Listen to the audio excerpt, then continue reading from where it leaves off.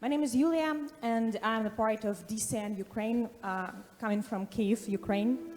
And actually, I'm not the only Ukrainian here today. We have a large, strong community we've managed to build before the invasion. And I would like all the Ukrainians in the group to join me right now, please, at the stage. A lot of us.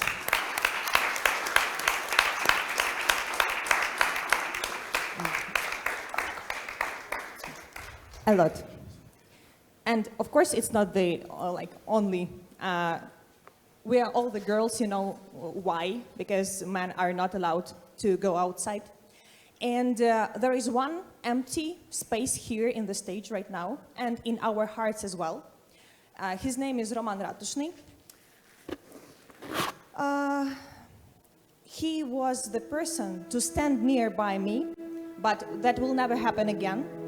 His biography is really incredible. He was 16 when he joined the Revolution of Dignity in Ukraine, and he was severely beaten by the police. Later on, he actually won the case in court, European Court of Human Rights, against the policemen, Ukrainian ones. And he dedicated his own life to save the piece of woodland in the city center of Kyiv from construction. He was always receiving life threats from criminals who wanted to construct the buildings there. But he did everything for this place to exist, and actually he won in court the right for the large park in the city center of Kyiv to exist.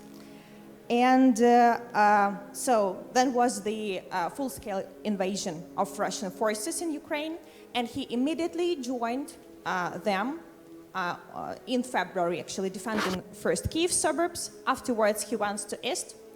And a few weeks before his 25th birthday, he was killed, actually in a battle with Russian invaders in the east of Ukraine. Thank you all very much. Ukraine will prevail. Just a quick reminder, the first Influencers Hub was dedicated to bloggers, influencers who have already had their own blog or was a journalist working with journalists. So the people who actually started the career or just chose to be a blogger, whatever. So this is Yaroslava and Melania from the first incubator. And actually one more participant, and it's I'm very pleased because when we had Nastya for the first time, I thought she was 16 years old probably. And Nastya will tell how old was she when she joined actually Influencers Hub Ukraine. And she has already got her own blog dedicated to books, if I'm not mistaken. Afterwards, she changed everything and started a story about misinformation, disinformation, but for teenagers. And so there was the second incubator, and the participants of it are here with us in the room as well. And Mariia joined us during the wartime already. So after the third incubator, she's a journalist and documentalist. And actually, we will see today a little bit of her work. It will be 2 trailers shot in Kharkiv. It's east of Ukraine. It is constantly shelled, and the story will be a little bit how to say, traumatic or whatever, but I will warn actually when we will need to consider whether to watch it or not. Influencers Hub Ukraine as a platform and projects we started before have become a platform to rely on during the wartime. And it's really cool because we were able to do what we have been doing all this time and were effective in. My way with DCN began before the war, and I was the participant of the first incubator, which was happening online during the pandemic. And as Yulia mentioned her question, I was 14 when I joined this program, and this program helped me to develop the new YouTube channel. I had one about books, but then I thought that I want to create something more serious.